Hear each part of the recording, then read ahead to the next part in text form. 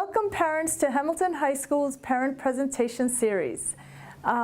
We started these parent presentations about 4 years ago because we saw there was a need to provide some support services to parents in our community and within our school. These parent presentations provide a wide range of topics. We have expert speakers that talk about social media, communication, mental health issues, all the areas that teens are going through, and to educate parents on what they can do, resources they can obtain, and just support services. We also have a student educational series at the same time in the evening, so you can bring your child with you and they will go to a separate classroom and they will get education on the same topic. Most teachers give extra credit, but your child will always get 2 volunteer hours for every session they attend. And at Hamilton, we also have support groups that the social workers run. We have support groups for anxiety, depression, and self-harm. We have groups for grief, substance abuse, anger management, and we also provide one-on-one support to students, as well as meet with parents if there's issues you might be struggling with and need some professional guidance. You can come and meet with us. And so at Hamilton, we provide a great deal of services. Please contact us if you need any additional support, or we can sit down and talk about ways that we can help you and your child be successful during these high school years. Thank you so much for coming to our presentations, and these presentations, as you can see, are videotaped and will be available 2 weeks after every presentation, along with the PowerPoint and any other materials. We will have them on our website. So thank you and have a great day.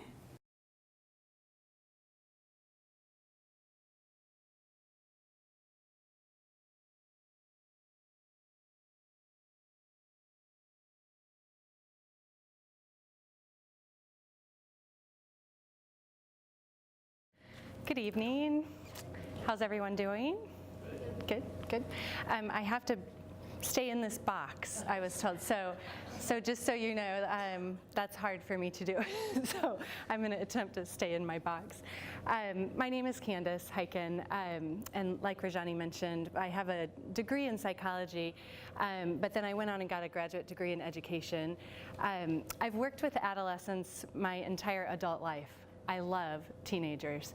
I've been in the classroom with them, but then I've also done a lot individually with them, working with students in tutoring, and then I've worked with a lot of families and a lot of parents with adolescents, trying to help mostly when they're having problems in school, but as you know, that usually you kind of uncover some other stuff going on. So that's my background. I also have 4 daughters who are 10, 13, 15, and 18.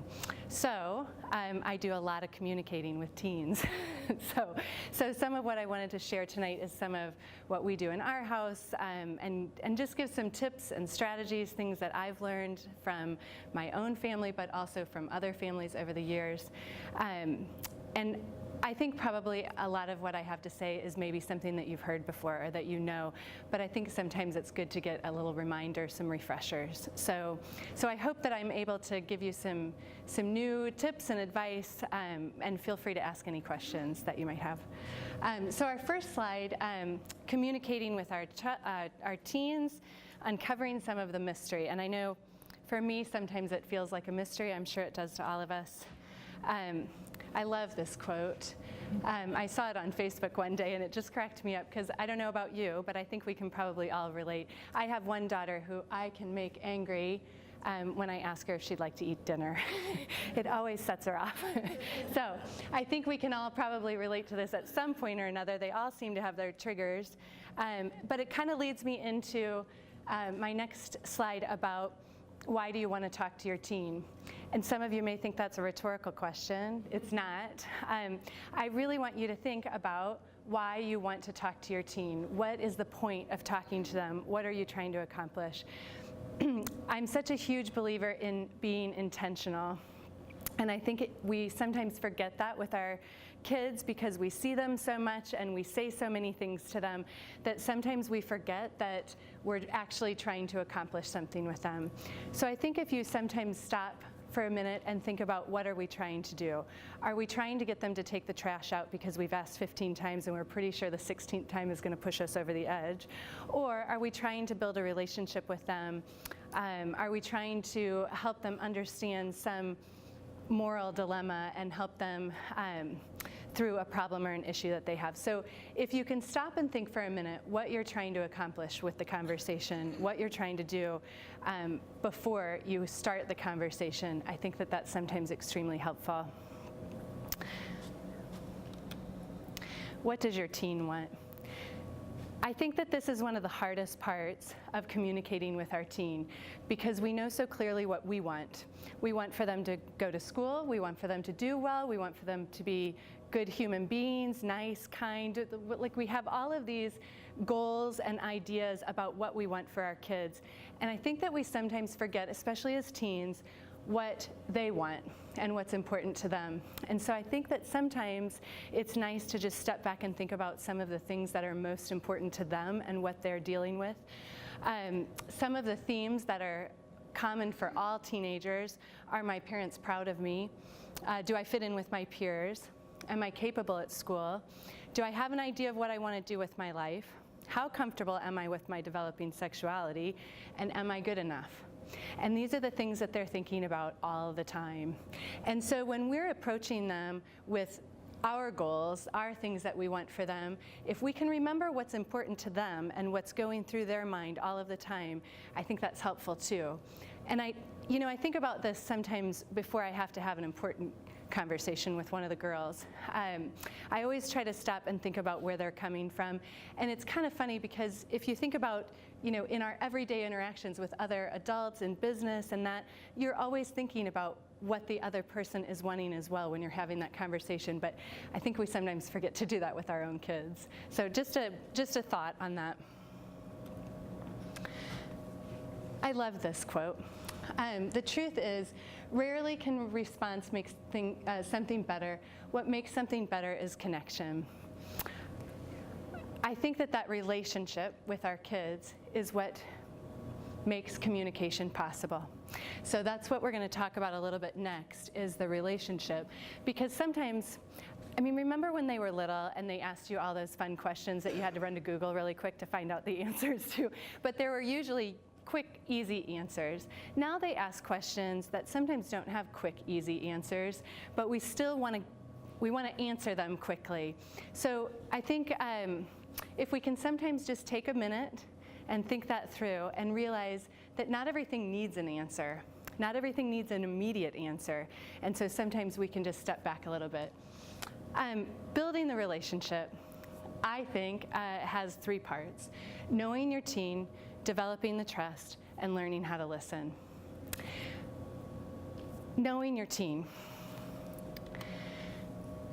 This is hard, right? Because they go to their rooms and they close the door and they spend the whole night there. So sometimes it's really hard to figure out what is happening with them. But I really encourage you to really, really try to get to know your teen and find out what is it that makes them happy. What do they get excited about? What are they passionate about? What are they afraid of? What makes them really excited? What makes them laugh?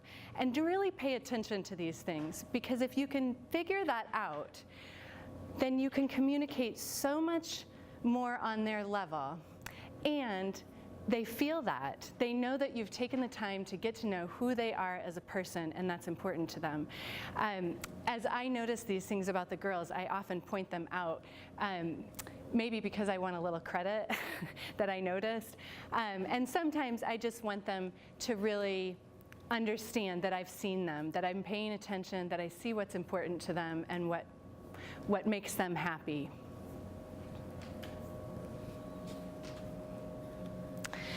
The developing trust part. I think that when they're little, we have all these conversations with them that focus on what we want them to do and help them figure out how to do things. And the conversations are a little bit easier. At this point, we have to develop that trust with them. And this is really tricky sometimes. I think that there are some different components to this, but these are some of the things that I've noticed that are especially important for developing that trust. The first one is to be honest. I know that this one's a little tricky sometimes because sometimes they just really enjoy asking questions to make us squirm. And I've been in that situation too.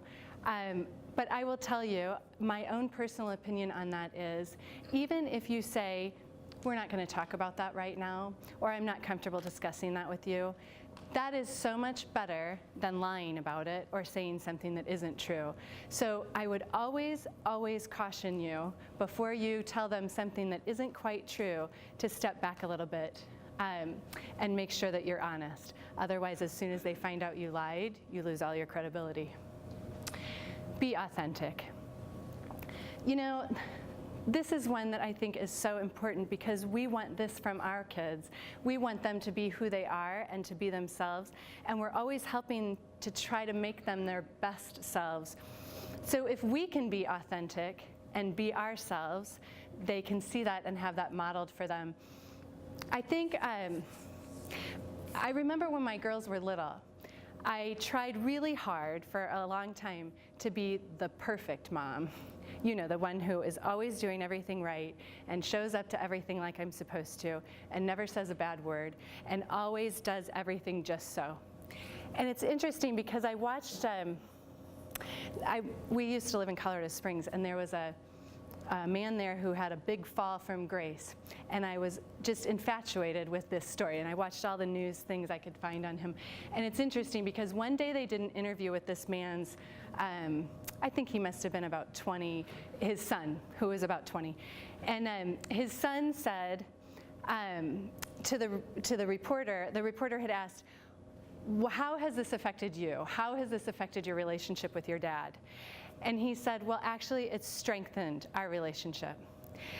And everyone was surprised by this, you know, thinking, how could this strengthen? And he said, but you have to understand that my dad was always on a pedestal. He was always perfect. That's how everyone saw him, and that's how we kids saw him. But when he made this huge mistake and he fell off the pedestal, now we could talk to him. Now he was approachable because we knew that he screwed up too and that he made mistakes too. And now we didn't feel so bad bringing our problems or our mistakes to him. And you know, that one conversation was life-changing for me as a parent because I thought, that's so true, isn't it? Who wants to talk to someone who's so perfect? If we can be authentic and be ourselves, then our kids feel comfortable talking to us. And it's funny because now, whenever I screw up, I always just tell them, I'm relatable. I'm being very relatable right now, which they don't understand. But if you can just be yourself, that's important. Trust them. This is so hard because teenagers lie. And they just do. It's just part of being a teenager. So it's really, really hard sometimes to trust them. I will tell you that in our house, our deal is, I will trust you until you've given me reason not to. So they know that I'm going to trust that they are where they say they are, right? But then, when they get their driver's license and they tell me they're going to be somewhere, and I find out that in fact they were somewhere entirely different, well, now they've broken the trust, and now you get the friend finder on your phone, and I get to know where you are all the time. And this is such a good lesson in what happens when you break the trust, because we started with trust, you broke it, and now you're going to have to earn it back. And so that's how we approach that in our house. But I always start from the place of, I trust that you're going to make the right decision. I trust that you can handle this. I trust that you've got this until you show me otherwise. Walk the walk. I think that's so important. I cannot tell you how many adolescents, how many teenagers I've talked with over the years who are mad at their parents. And the reason they're mad at their parents is because they're hypocrites. That's the word I hear all the time. Their parents are hypocrites. And I think that that's, I think it's hard sometimes because we want our kids to do the right thing and we give them the ideals, right? And then sometimes it's hard to live up to that. So if you're going to tell your kids to do something, make sure that you try awfully hard to do the same thing, that you can live up to what you're asking them to do. And when you mess up, that's when you can say you mess up and apologize for it. have their backs. I think that this one is probably one of the most important ones, and it's also one of the hardest ones because we're trying to teach them how to handle their problems, right? So we want them to go and solve their own problems, to take care of things and learn how to talk to people, and so we're helping them with that. But then there comes a time where you have to step in, right? There comes a time where they're still kids, they're dealing with adults, and maybe something isn't happening the way it's supposed to. Maybe there's a teacher who's not treating them the way they should be treated. And I think that it's so important to be having the conversations with the kids about what's happening, what they're going to do to solve it, how did that work, did it work, and here's what I'm now going to step in and do. And I will tell you that I've had to do that with my girls in the past, and we try all the other avenues before I step in, but I always talk to them before I do it because I want them involved in the decision. I don't want them to feel like I went behind their back, but I want them to know that when they need help, I'm there for them, and I'm going to do whatever needs to be done. So have their backs. Value them. Okay, that seems obvious, right? Who doesn't value their kids? But what I mean by that is value what they have to say and what they feel. Treat them like they're the experts of their own lives, because they are. So if you value that for them and you treat them like they know best about themselves, you're going to go so much farther with them, and you're going to build that trust. They know that you are out for them and you're there to help them rather than fight with them. Keep your word. That one's pretty obvious, right? We all know the I was gonna parents, so don't be one of those. If you say that you're gonna do something, do it.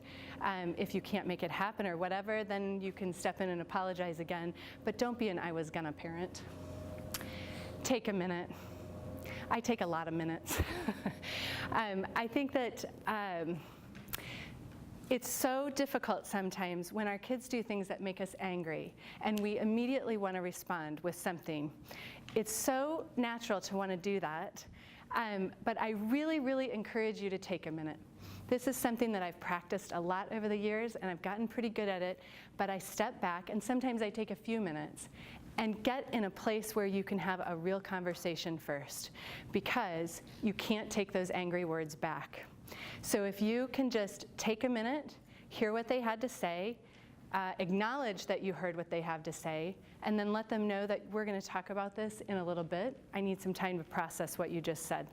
Now, I have 4 daughters, 3 of them are teenagers. Let me tell you that I've had lots of things that they've told me over the years that you want to just lose it right then and there, whether you want to scream or cry or whatever you want to do.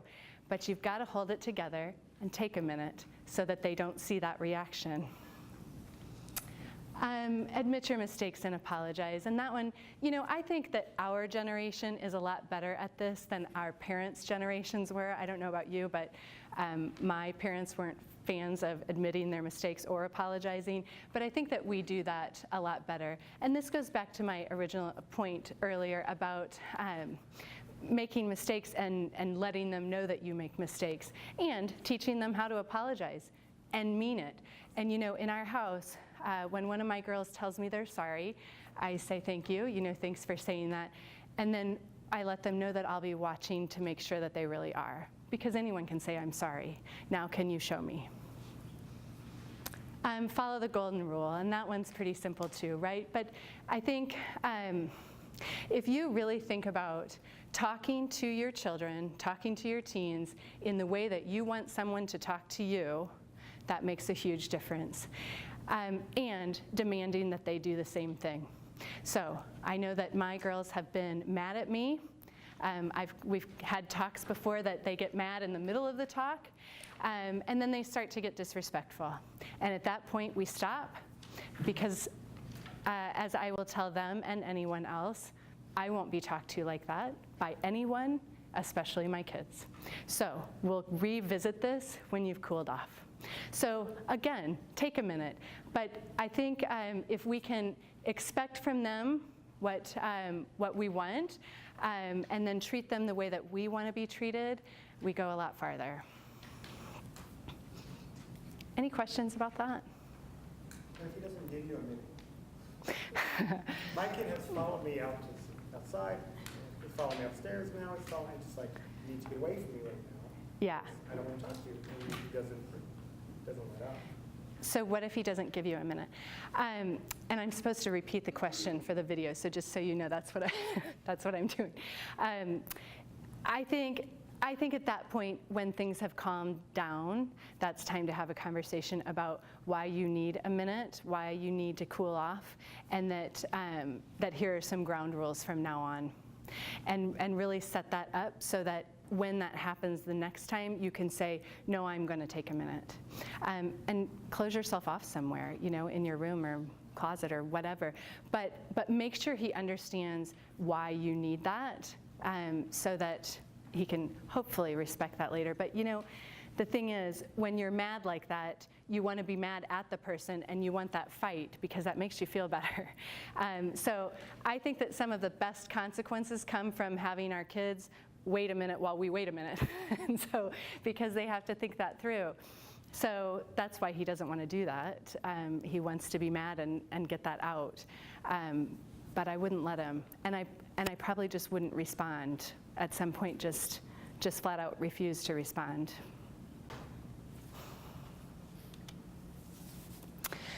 Most people do not listen with the intent to understand. Most people listen with the intent to reply.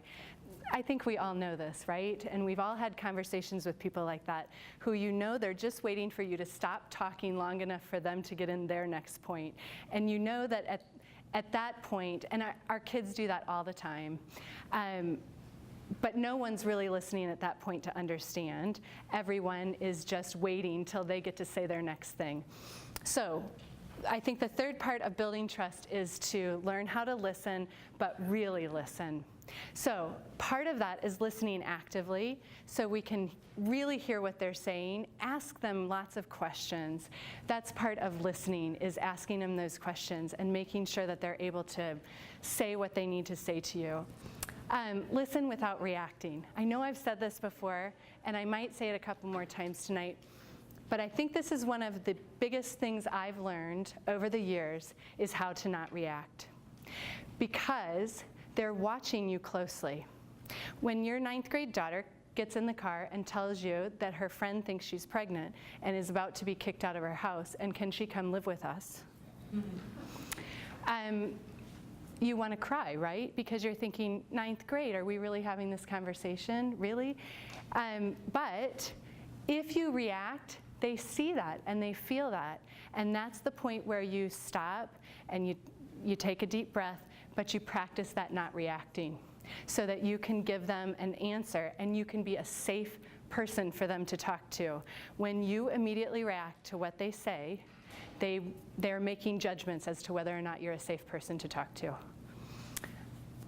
Listen without solving. So we already talked a little bit about that, but we all know this. Sometimes we just want somebody to hear us, and the last thing we want them to do is tell us some simple solution that they just thought of for a problem that we've been struggling with for a long time, right? So sometimes just listen. It doesn't need to be solved right away, and sometimes they don't want a solution. I think most of the time they don't want a solution. They want to come up with their own solution. They want to figure it out, but they want you to listen to what they have to say about it.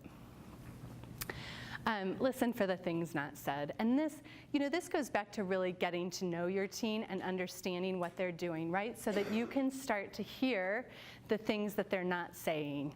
And you can notice when their patterns change and when they start to do things differently and when you know that something's wrong. My 16-year-old, we always know when something's wrong because she just storms through the house and anyone in her way gets it. And so we always know that something's wrong, even though it takes her a while to figure it out and it takes her a while to talk about it, but we can pick it up pretty quickly. She lets us know. So in that, once we've built this relationship and we've worked really hard to put those pieces together, I think it's important to stop and realize that there are all different types of conversations that we're having with our kids. And there's some really important pieces to these different parts or types of conversations that we need to think about a little bit. So some of the different types of conversations: business, silliness, talks about the future, ethics, talking about a problem, talking about feelings. So some of the different talks that we have to have with our kids. How many of you feel like you talk about business almost all the time? Take out the trash. Why didn't you do the dishes? Have you done your homework? Why'd you fail the test? All of those business-related things, right? I encourage you, if you're a nagger, to maybe stop nagging. And this is so hard because we want our kids to do what they're supposed to be doing. But if they're only hearing from us all of the time, all of these things that they need to do, they tune us out completely. So if you can find a way to say it once and then take action and give them the responsibility, it's so much more effective.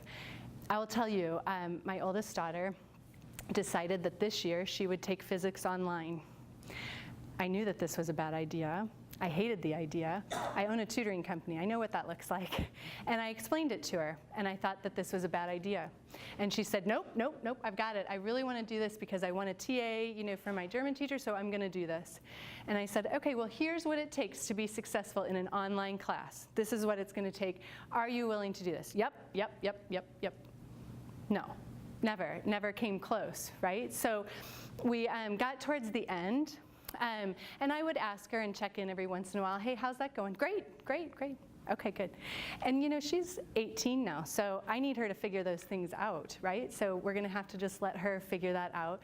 So we get towards the end, and she hadn't done a single lesson, not a single one.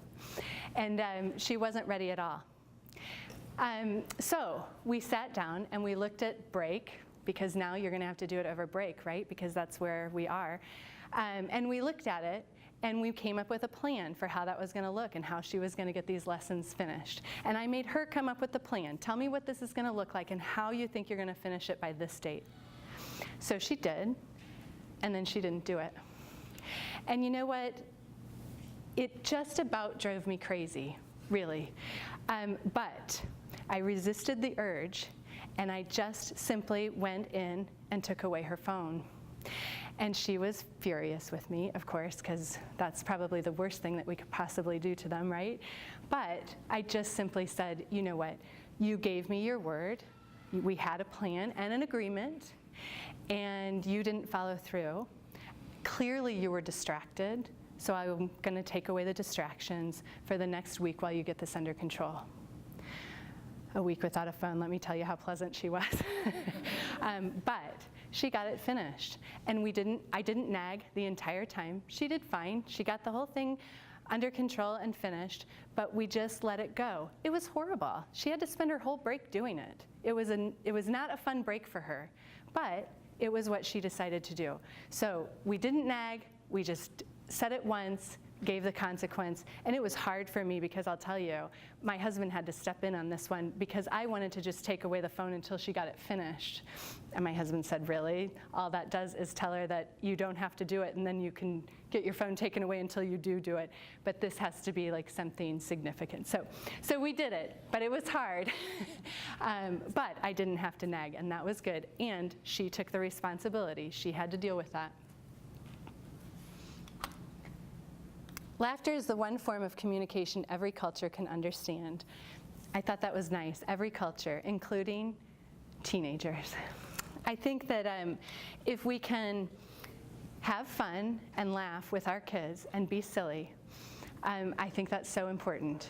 I think that the families who stay close when they're adults are the families who have fun together and can laugh together. Now, I know that this is hard because sometimes they don't think the things that we think are funny are funny. But my advice to you is to learn to laugh at yourself a little bit, because this seems to be common ground. They seem to be on board with laughing at you. So if you can learn to laugh at yourself a little bit, usually we can make it fun and happy. And I'll tell you, a couple years ago, we had some friends over for dinner, and the girls were explaining to this neighbor who they really like about some of the hip terms, and the thing that they kept saying was low key. Have you heard this? Low key. So I was saying, I don't understand what low key is. So is there like low key and then there's high key, or is it just low key? Like, how does this work, and how would we use it in a sentence? Use it in a sentence. So we were joking about this all night, and then they also were explaining that things were lit. And so I had so much fun with those girls because I was constantly, they would get in the car and I would say, oh my gosh, I went to the store today and it was low-key lit. And they would just, you know, of course they look at me like I'm the stupidest person in the world, but I had so much fun. And we laughed. I don't know, does anybody have a Bitmoji? You know, the little emojis that look like you. One day recently, I decided I really needed a Bitmoji. You know, the girls and I were messing around with that, and I said, I think I need a Bitmoji. So we made this Bitmoji together, and now I send them all of these stupid Bitmojis all day long, you know, these dumb things. And they are annoyed by me. But I know when they get this Bitmoji with my face coming out of a toilet that it makes them laugh, and we laugh about it later. They have the most random things. So I think if you can find a way to just be silly and cut loose once in a while, whether it's a movie or a TV show or some comedian that you guys can both enjoy or something, find a way to be silly and laugh and have some fun together. Not everything has to be heavy. Talks about the future. These are always so fun, aren't they? And we have such different ideas. I think that one of the biggest things about talks about the future, whatever it is, big stuff or little stuff, it's so important to not make assumptions about what they want or what's important to them, but ask them questions. Constantly ask them questions. Do you want to play soccer again this next year, or don't you? What did you think about that coach? Do you want to go on a college tour of all of these schools or just a couple of these schools? Do you want to go talk to them about this major? And really explore that stuff, because I think that when we do that, we show them that we think they're in control, we think they're the expert on their own life, and we really want to know what's important to them and what they want to do. I think if we can find their passions and their interests, we're able to help them build a future that they like and that they're excited about and that's fulfilling to them. My daughter says I ask too many questions. Yeah, mine too. She said her daughter asks too many questions. And I think, you know, it's okay. It's just part of it, yeah. And I think the timing's so important, right? I think that when we ask a bunch of questions the second they get home from school and all they really want to do is just unwind for a minute, or when we ask questions, well, don't ask questions when they're with their friends, but you know that. If we ask questions when they're, you know, tired or they've just had enough, well, no one likes that, because then you feel like you're getting drilled, right? But that brings up a good point as well, especially when you're having some of these serious talks. With teenagers, it's so helpful if you can talk with them while you're doing something else. So when there's not that one-on-one direct eye contact. So if you're driving in the car, or if you're playing basketball, well, okay, that's hard to talk, I guess, but if you're doing something active, a walk or something like that, that's so much less threatening to them. When we're sitting in front of them, staring at them, asking them questions, they sometimes feel like they're being grilled, and they feel like you have an ulterior motive, and they feel very pressured. So if you can sometimes take the pressure off by just eliminating the eye contact, a lot of times you can get a lot better responses from them. Yeah. I've been struggling with trying to find more open-ended questions to ask my son.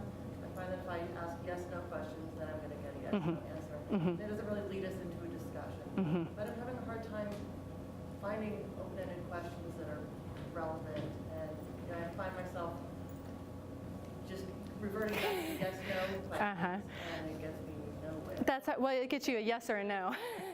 Peeling potatoes is a good way to have a conversation without eye contact. It is, yeah. Peeling potatoes, that's a great idea. Anything that you can do where you're not just looking straight at them helps with, okay, you raised your hand at me, and now I have to think of what the direct question was. About how can we ask open-ended questions, yeah. So I think the one thing that I try to do with that, as far as asking them questions that they actually have to answer, is to think about what they did during the day and what's important to them, right? So with my girls, I ask them things like, what did Mr. So-and-so say to you when you brought in that paper today? Or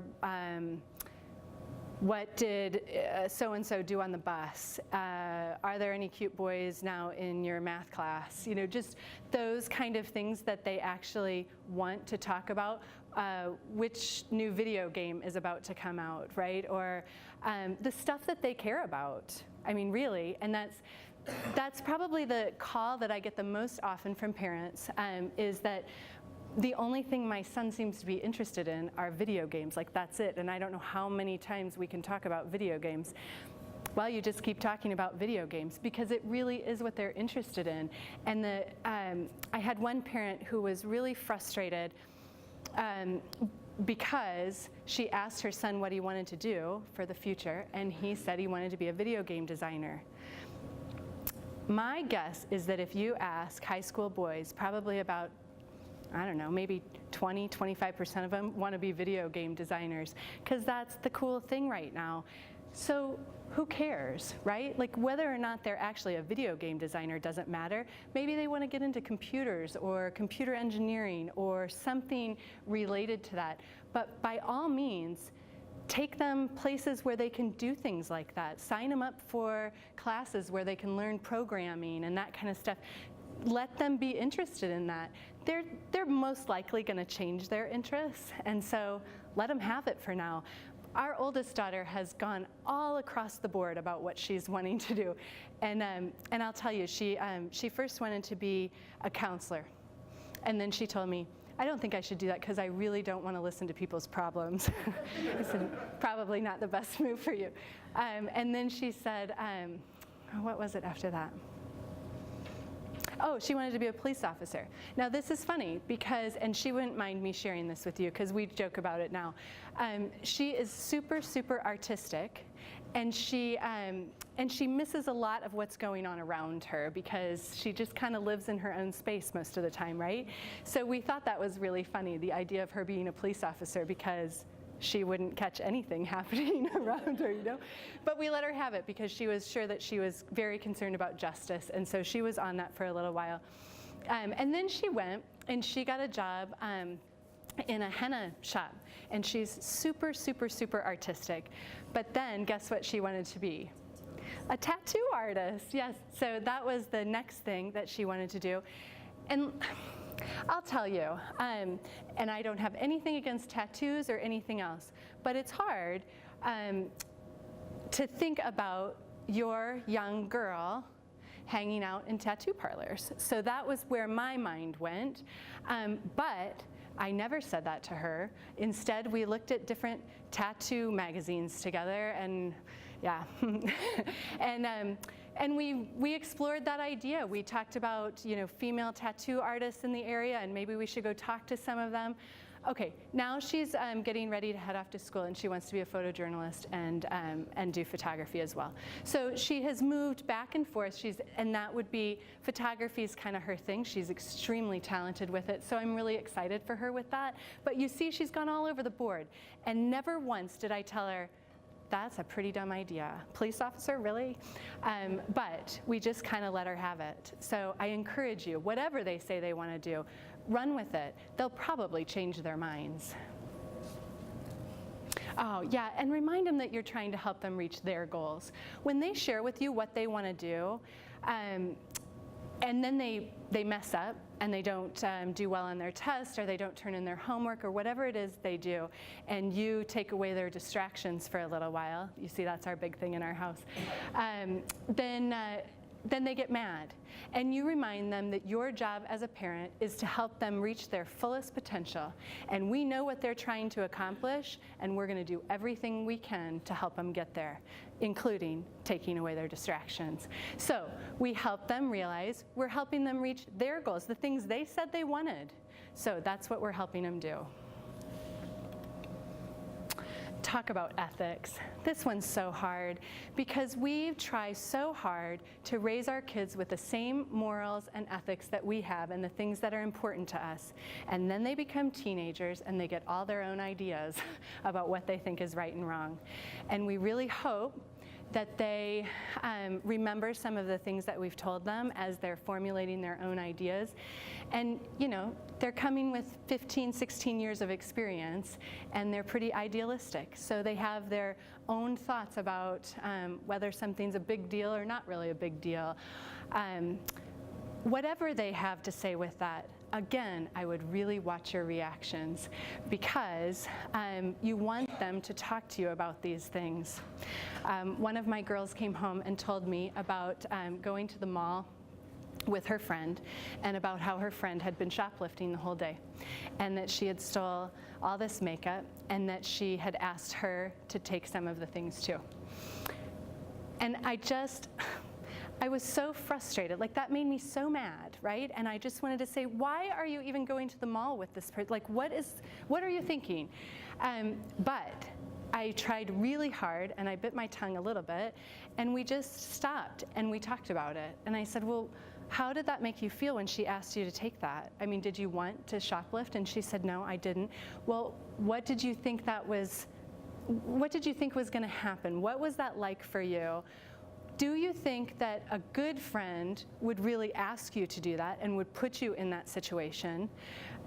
What do you think that we can do about this? It was one of the best conversations that we've had about something with ethics because she felt safe talking to me about it. And it was kind of cute. She said, it really bothered me so badly. She said, I wanted to just go back to each store and pay for all the things that she had taken.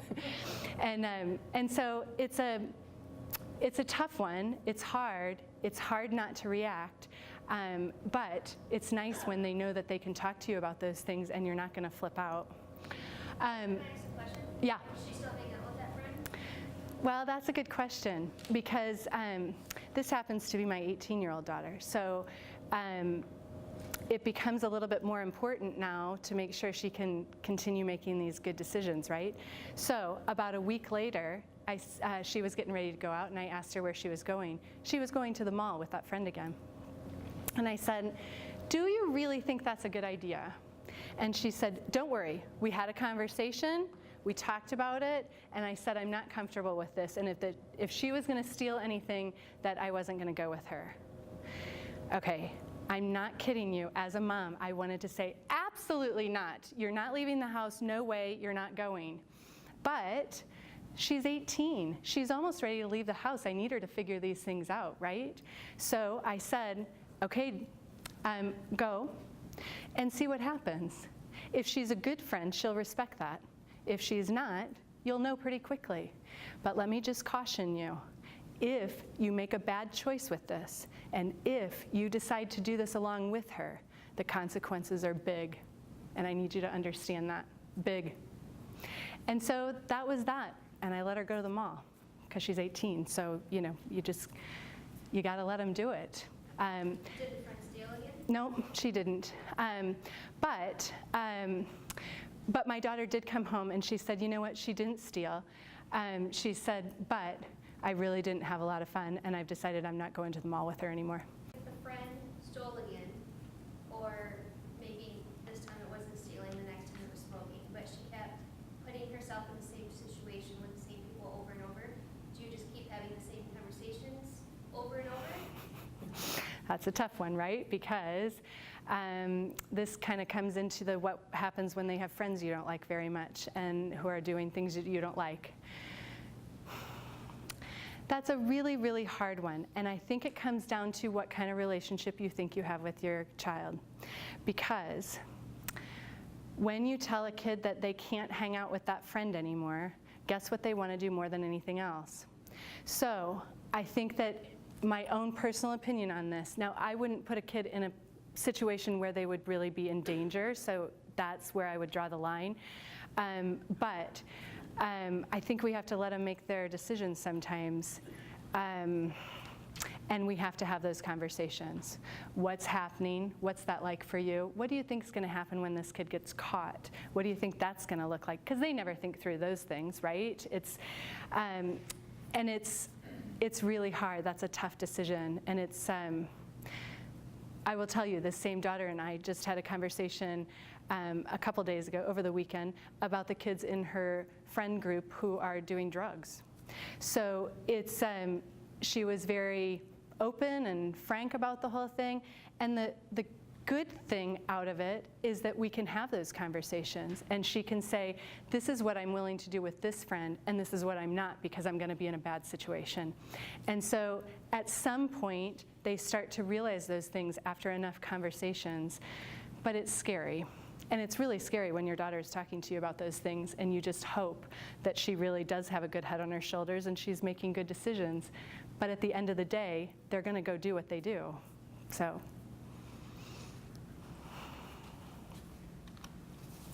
Yeah, we have a problem, right? We all know that feeling. Talks about a problem. They've done something, they've gotten in trouble, and we need to talk to them about it. I think one of the biggest things about whether this is successful or not is your timing. And I think that most of us want to do it as quickly as possible because there's a problem and we need to talk about it now. But really think about when your child responds best to you and when they're going to be able to learn a lesson with this.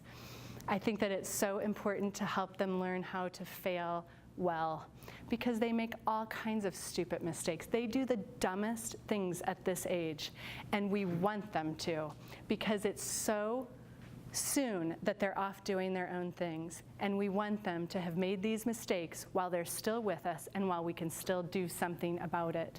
So we're really hoping that they do some of these things and that we can have these conversations and that we can talk about, do you think that this was a good idea? What do you think about what's happened? Do you think that you're going to get caught? Just some of those big talks about what's happened, what they've done, and maybe what they could do differently. But it's so much more powerful when they come to it on their own about what they can do differently. And that comes with maturity. So I know that not all teenagers can do that yet. But if we can get them there, that's what we want, right? Because we want them to be able to go out into the world and make these good decisions and understand about consequences and understand about messing up and figuring that out. Talks about feelings. We have lots of talks about feelings in our house. I'll tell you, my husband and I have been married for about 5 years now. So I brought the 4 girls into the relationship, and he was 41 when we got married and had never been married and had never had kids, and then moved in with me and our 4 girls. And I just remember one day he came up to me and said, I just don't understand why there has to be so much crying. I said, well, yeah, me either. And he said, really, like some of these things just don't need crying. I said, right, I understand. And he said, a little bit later, one of them was upset, and he said, did you ask what was wrong? And I said, you know, I have to choose those things. If I asked everybody what was wrong every time they were the slightest bit upset, we would just be talking about what's wrong all day, every day. So some things you can just let blow over a little bit, right? But then some things are really a big deal. And I think that one of the hardest things about talking to kids about their feelings is that it's so hard for them to articulate it. It's so hard for them to have the right words about what they're upset about. I mean, that's hard for us a lot of times, right? We know we're upset. We know that we're mad about something, but we're not quite sure what it is. So I think being able to give them some of the words that they need about what they're feeling is helpful here. Yeah. Whatever you do, whatever feelings they have, don't argue with them about it. Make sure you validate whatever feeling it is they're having, even if you don't agree with it. I think if they're vulnerable and they've opened up to you about what's going on, it's so important to make sure that we've really paid attention and heard what they've had to say.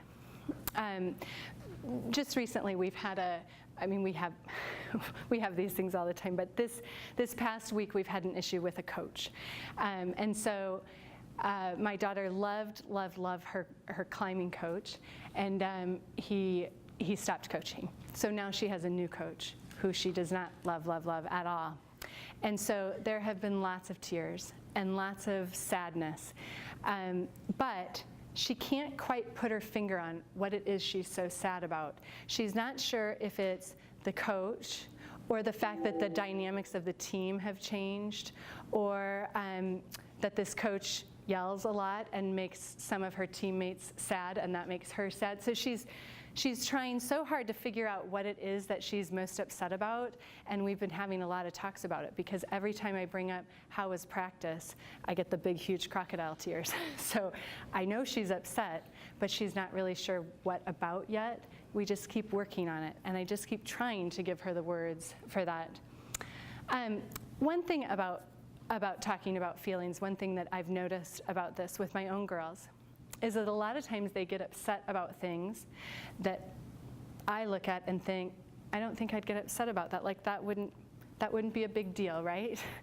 I think that it's so important that we remember where they are.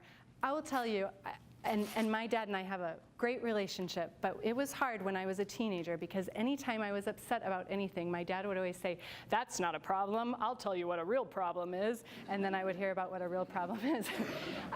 And I always thought, how rude, like this really is a big deal for me right now. This whole student council thing completely fell apart, and that's my whole world, that's what I know. And that's what I try to remember with my girls as much as possible, is it is a big deal. That is their whole world. That's what they know. And even though it isn't to us, if we make it just as important to us as it is to them, we really show them that we care about what's happening. Just try not to ever tell them what a real problem is in the middle of their problems, because it's insulting, and and it definitely makes you want to stop talking.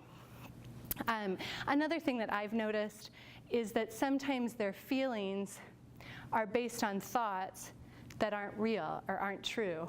And this is something that we've had to deal with a lot. We have a lot of conversations about this, because my girls often get upset about something that isn't true. So they're crying because their friend didn't sit with them at lunch, and now they're absolutely certain that this friend doesn't want to be their friend anymore, and they're sad. And it's hard, because you want to say, well, don't be sad about that. She probably had something else going on. But I will tell you, we always stop, and I always say, I understand that you're sad. I would feel sad about that too. I totally get that. But I want you to know that your feelings come from your thoughts. And let's think about whether your thought is on track or not. Is it possible that you thought that that friend doesn't want to be your friend anymore because she didn't sit by you at lunch? But is it possible that your friend maybe had something else to do? Or that maybe your friend promised a different friend that they'd sit by them? Unless your friend has said to you, I don't want to be your friend anymore, is it possible that you misread that situation? So we have those kind of talks a lot, because I think it's really easy for our kids to jump to conclusions and think they know something when maybe they don't. And then all of these feelings come up, whether it's sadness or anger or hurt or whatever it is.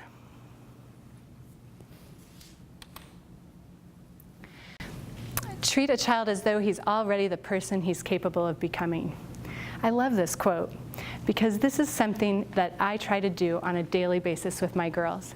They are 4 girls who are so completely different and so unique in their own stuff, which is really exciting to me, because figuring out who they each are and what's important to them and what they do is really neat.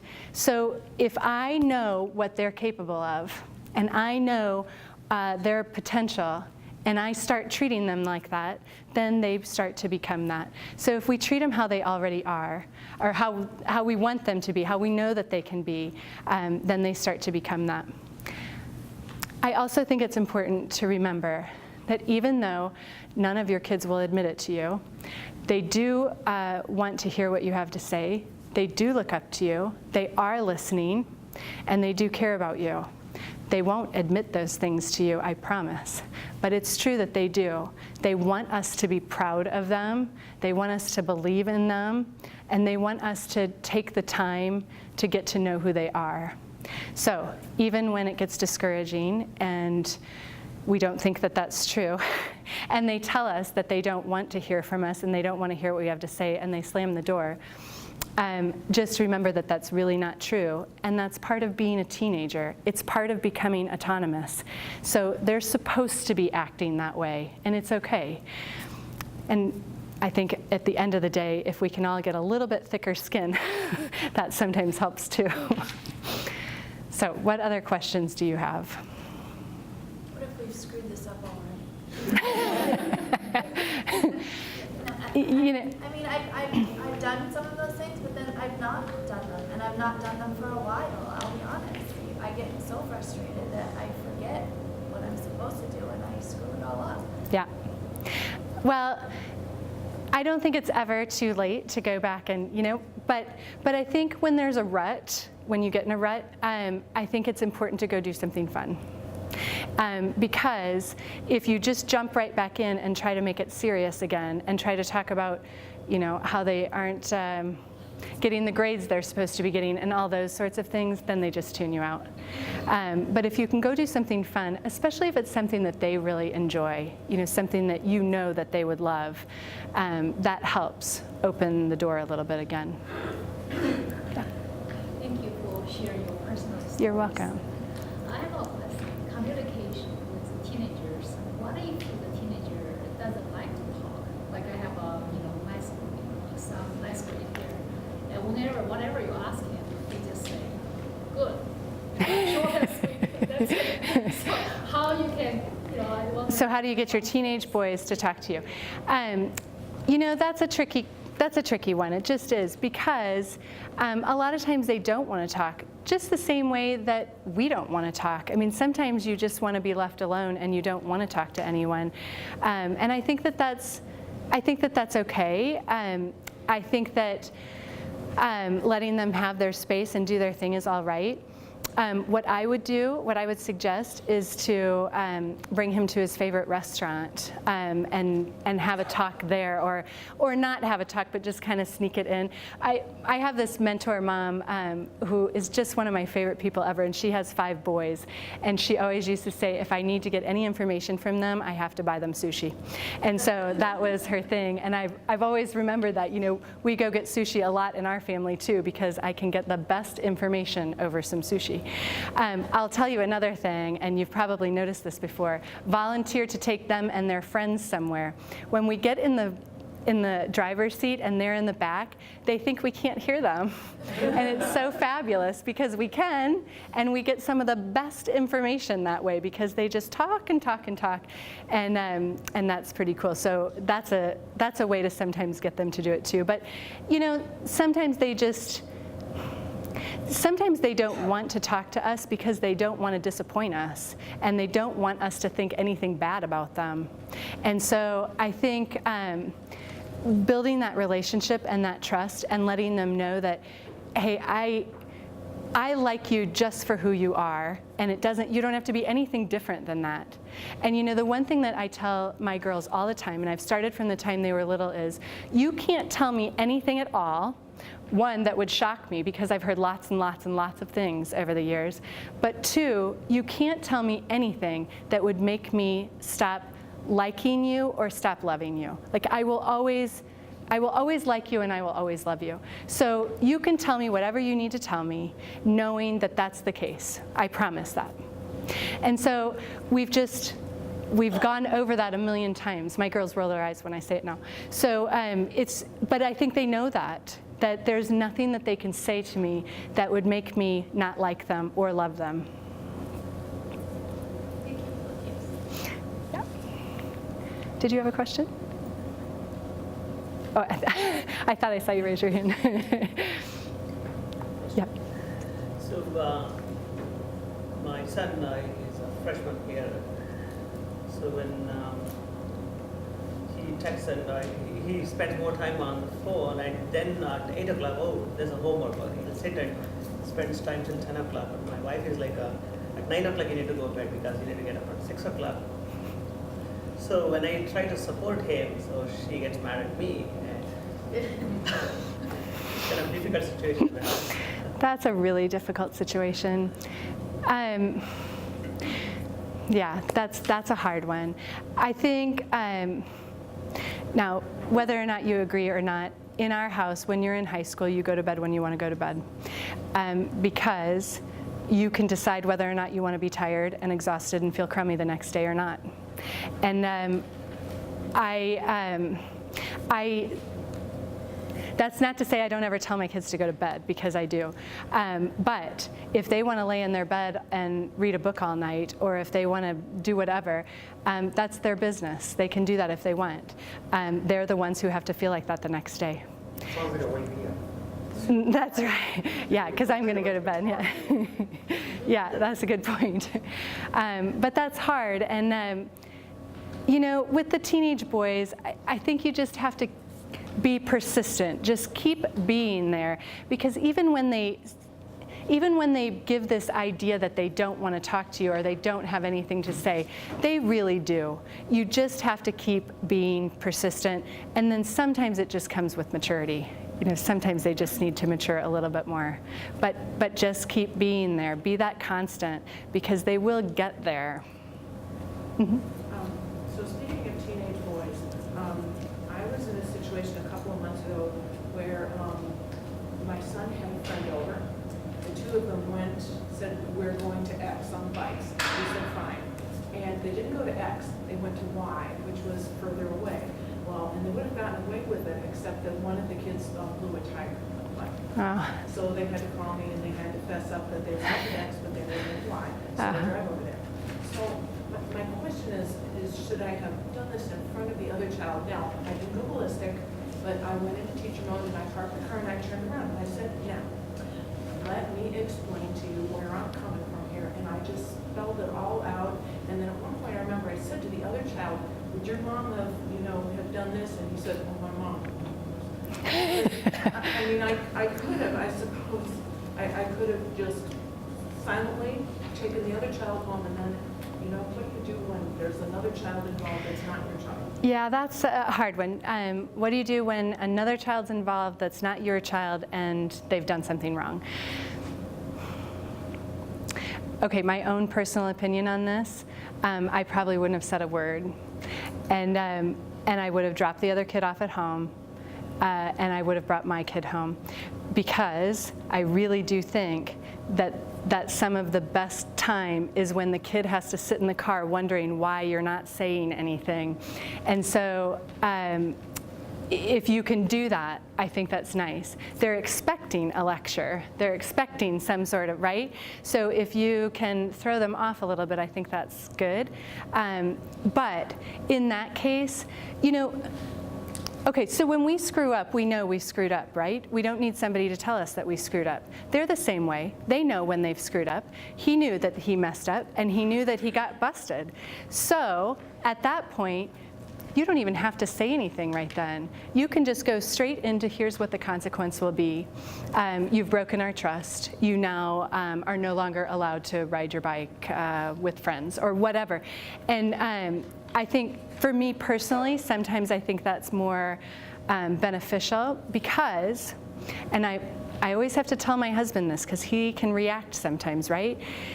I think that if you're able to be calm when they're in trouble, when they've done something, then they have to own it. If you get mad and you lose it on them, now they're mad at you because you just acted so mean to them, and you're such a mean parent, and you just yelled at them, and whatever the case is, right? And now they're mad at you. And now they don't own their own stuff anymore because they're too busy being mad at you. So I think when they mess up like this, I think if we're able to just stay really calm and just let them own their stuff and hand out their consequence, whatever that would be, they have to face their own stuff instead of being mad at us. Yeah. Okay, so I have a 13-year-old daughter, and she said she was going to go to a coffee shop with Tyler. I know Tyler's mom, blah, blah. Don't use names. Oh, yeah, it's okay. There's a lot of Tyler. This is what I'm saying. There's a lot of Tyler. So she didn't tell me it was a different Tyler. A different Tyler that's 2 years older. Don't use names. We know which Tyler you're talking about. And that, like, one that I'm not okay with my daughter hanging out with. So I found out about this, and I'm like, huh. So I went to her and I said, so you didn't lie to me. You told me you were going somewhere with Tyler. did you assume that I would think it was the Tyler like, right? Of course she did, yeah. Like, okay, so how do we solve this? How do we rebuild this trust? I don't know. Okay. I said, well, why don't you give me your phone until we can come to an understanding? So that was 2 days ago, and she still hasn't come up with any ideas. I'm the bad mom because I'm holding the phone hostage, but she's giving me nothing to work with. Those stubborn kids. Can I just tell you a quick aside? Yes. I had a daughter who, she wasn't quite a teen yet. I think she was maybe 9-ish. And I told her to do something. She was picking on her sister, and I told her to do something, and she said, "You can't make me." And I thought, I can too, I can make you. And then I thought, but how? What am I gonna do, like sit on her? Like I can't make her, you know, like yeah. So I started thinking about it, and I sent her off to her room, you know, and she thought she really got one over on me. And it was funny because she had a room in the basement. Everyone else, we lived in Colorado, so we had a basement, and everyone else was upstairs, and she loved that room in the basement. So I went downstairs to the basement, and I said, I'll tell you what. Having a room in the basement is a privilege in our house, and that's for girls who are respectful and treat their sisters kindly, and you're not doing that. So I'm gonna now take your room from you. So you have 10 minutes to get your things. Please get the guinea pig. I don't want that dying while you're upstairs. And get your clothes, whatever you need. I'm locking the door in 10 minutes, so get what you need. So she did. She got all her stuff, and she came upstairs, and she put it all in my bedroom, and then she thought she'd sleep in my bed with me. I said, "Oh, you have got to be kidding. You're on the floor, kid. You kick all night long. Like, you are sleeping there." She had to do 3 things. She had to apologize to her sister, she had to be more respectful to me, and she had to have a talk with me about why she was acting like that with her sister. She did those first 2 things like the first day, right? We're fine, she's respectful again, she's nice to her sister. Do you want to know how long that child slept on my floor? 3 months. 3 months she slept on my floor. Because she was just going to hold out. That talk was what was, yeah. That's not an option for us. Yeah, I wouldn't suggest it either. I was kicking myself on that one. I thought I was so clever, and she made me rethink. We've never done that punishment again. But I'll tell you, that's a hard one.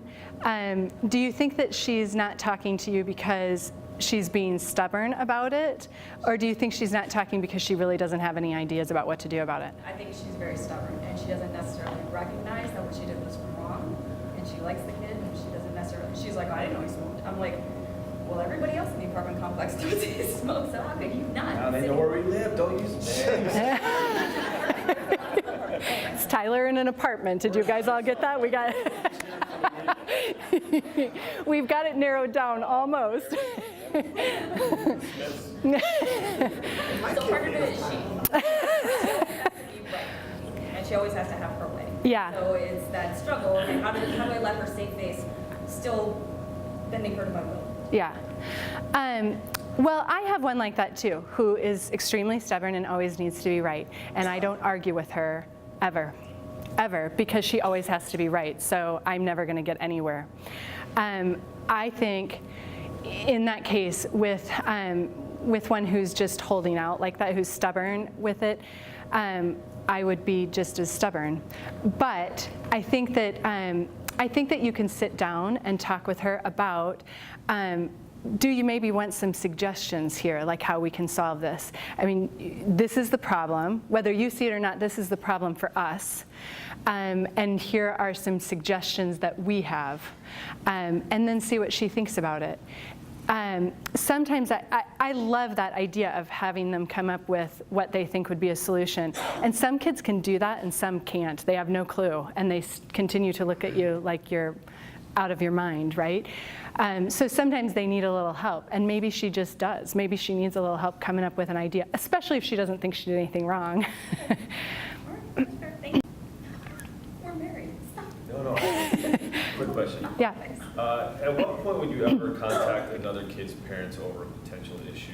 Would it be only if they cross that line where it's kind of a significant safety issue, or would you ever call a friend of your daughter's and say, "Hey, I'm not criticizing in any way, shape, or form, but did you know that so-and-so might be doing this?" That's a really tough question. So when do you call the friend's parents? Well, my own personal opinion on that is, as a parent, I would like it if someone else called me if they knew that my child was doing something that was harmful or dangerous, right? That I would respect that and appreciate that. But we all know that not all parents are like that. So sometimes that's really difficult. I have called parents before who have not been receptive at all to the conversation, and that's okay. I feel like I did my part at that point. I did what I needed to do, and they can take what they want from that. I think when there's a safety issue, it's a no-brainer, right? I mean, that's. And then I think that there are sometimes, I've had talks with parents. Sometimes if you know the parent, that makes it a lot easier, especially when you've got girls who are dealing with friend issues, or if you have character issues. Like, that's a big deal to me. So if I know that my daughter has acted unkind to another kid, then I like to get involved in that, at least to an extent, to help them figure that out. But if they can't figure it out, sometimes we need the parents to be involved. I mean, really, we have to show them how to behave and how to act. It's really a tough judgment call, I think. And whether you know the parents is a good one. Sometimes I've gone through the school, too. So if there's an issue, then I let the school handle it. And not trying to turn it around on you, but in the case of your daughter's friend who's shoplifting, contact her parents or no? No, I didn't. Okay. Because Yeah. I know that's tough, because then in turn it can backfire on you, and you betray their trust, and Yeah. you're not friends with her because you interfered. Yeah, those are hard parenting decisions and hard moral decisions. The reason I didn't call the parent with this friend is that I know the parent, and I know it wouldn't be heard. So at that point, the only thing it would do is put my daughter in a bad spot. And so if I thought that the parent would hear me, I think I would have made the phone call. But because I don't want to put my daughter in that place where she now has someone at school who is going to cause her problems. So you talked about value the kids, and they are their own expert. Right? In the meantime, also on the parent side, talk about authentic and all that. So I just feel like there's a fine balance there, right? Because like when you're really angry about certain things, certainly we don't want to yell or anything, but in the meantime, I think it's okay to let the kids know how you feel. Absolutely. There's some discipline in this, Yep. right? Instead of Yeah, absolutely. be too hard on ourselves. Yeah, no, I think so too. Oh, and don't get me wrong, I've lost it plenty of times. So I think it's an ideal situation, I work really hard on that, but there are times where it's too much, it's been a bad day, and I can't take one more thing like this, right? So that happens sometimes. There have been times where I've had to apologize for something that I've said when I was really, really mad, which is why I try not to do that as much as possible. But I don't hold back. My kids know how I feel. So if there's something that has happened, or they've said something or done something, they know how I feel. And they know that what makes me angry the fastest is when they're unkind. So if they're mean to their sisters, or if I find out they've been mean to a friend at school, or any of that, they know that I lose it. So they know that about me, and I think it's okay too to let them see that, and to let them know your feelings, and to let them know that what things you just won't tolerate, like what things are just not okay with you or for you. Yeah. I have a 16-year-old daughter and a 14-year-old son, so I get both sides Yeah. of the spectrum. So my daughter, we figured it out. She get into it. I do the walk away. It works. My son more goes right into the offense is the best defense. Like, I can't do anything right. And he goes in his room, and then the guilt sets in. And I'm like, oh my God, to totally make him feel that way. And I feel terrible. And then it worked. It totally works. Like, do you have a suggestion for that comment? And I can't do anything right. And I'm like, I didn't even say that. All I said was clean your room. Like, I didn't say Yeah, don't go there. Just don't go there. And I just feel so guilty. yeah, he got you right where he wanted you. Every time. Yes, my girls have pulled that many, many, many times, right? I can't do anything right, you're just always mad at me, that kind of thing. And they know that makes me mad. And so I generally walk away from that, but we talk about it later because I don't enjoy being manipulated, and that's manipulation. And so if you want to talk about how you're feeling about that, or that you're feeling upset that you made a bad choice, I'm willing to talk about that, but I won't be manipulated. So don't tell me that, that you never do anything right in a response to you're now in trouble for something. So I would, don't let him make you feel guilty because you haven't done anything wrong. And it's okay if he's feeling, if he's owning his stuff, right? And you can talk about it later. And if he's really feeling worthless or that's something, of course, to talk about. But I am guessing that's not what happens in the heat of the moment like that. He's trying to make you feel guilty. So, yeah. 100%. Yeah. So just give him his time and then go back in later. I would, calm down. yeah. One's like so distraught over it. I have one who was very good at that, and she's really crafty with her little manipulation, things like that. She's really good, so sometimes you don't even know she's doing it. I've learned most of the things that she says the most often with it. And it's really, you know, I mean, they got to try everything too, right? I mean, they're trying to win this argument, and they want what they want, and who doesn't? So they're giving that a whirl to see if it works. So I think, you know, when my daughter says any of those things, I will just say, I won't be manipulated. We're not going to talk about that right now. And I walk off. So she hasn't gotten anywhere with that in so long that she just stopped doing it. So, yeah. So our oldest is the dreaded senior, and everything was fine until senior year. Uh-huh. Knew in the fall where he was going to college, knew all of that, the acceptance was there, so I don't have to do anything. So when you were talking about your daughter in the physics class online, how do you really hold them accountable for that responsibility if you don't want to do it, but you know they need to? You need to do this class. You need to turn your homework in. Yeah. They can still turn it down. Right, yeah. Well, I'll tell you, here's what we did. Because we had that issue as well. Senior year is hard, especially when you get accepted back in September, you know, and that's what happened in our case too. So it was like, woohoo, I'm accepted. There you go. I don't have to do anything all year. Which of course isn't true. And she has a scholarship riding on these classes, you know, so it's important. So I reminded her a few times, and I wasn't getting anywhere with that. We drew up a contract. So she was not happy about this, but I was. So we made a contract that says, here is the GPA that you need to maintain by the end of this year, because that's what you need to maintain in order to keep your scholarship that's worth so much money. If you're able to do that, then we will contribute this much towards your college education.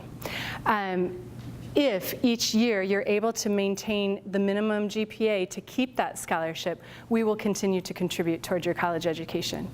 If you don't, you have to figure it out on your own. That was so hard to do because I know I have to put my money where my mouth is. So if she doesn't figure it out, I have to do it, and it's gonna be horrible.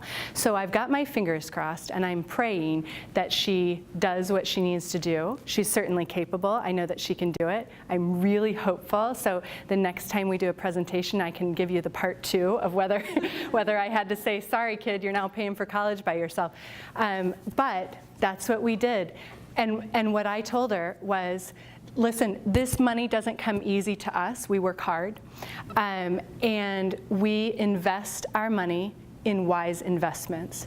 Someone who can't finish their senior year of high school and do what they need to do does not tell us that you're going to do well next year, and that is no longer a wise investment, and we won't make it. So we've had that conversation, but do you think we should put it in writing? I would. Yeah, we all signed it. Yeah.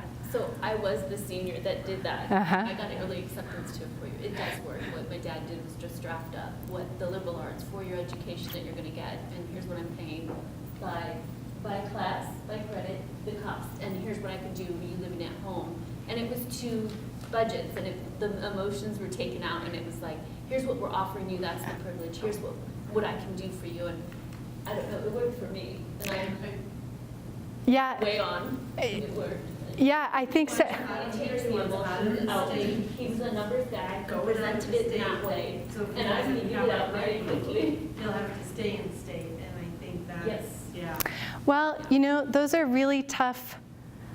Those are tough situations, but that's the world. I mean, that's how it works. And so you have to be able to do what you need to do. And we're not asking for anything unreasonable or crazy. It's just you need to do what it takes to finish this. So yeah, I really am telling you, I'm hopeful. I'm very hopeful that she does it.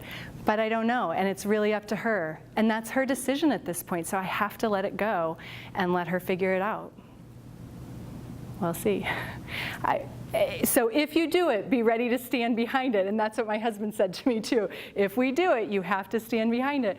So that's my only caution. But yes, give it to him. Let it be his thing. And what I told my daughter, you know, she got accepted to NAU. That's where she wants to go. She's super excited about it. It's the perfect place for her. But I told her, I just want to let you know that you won't go to NAU if you don't finish and have this happen, because it's just too expensive. So you will wind up staying here, which is not what you want to do. So, you know, you decide what you want to do. We'll see.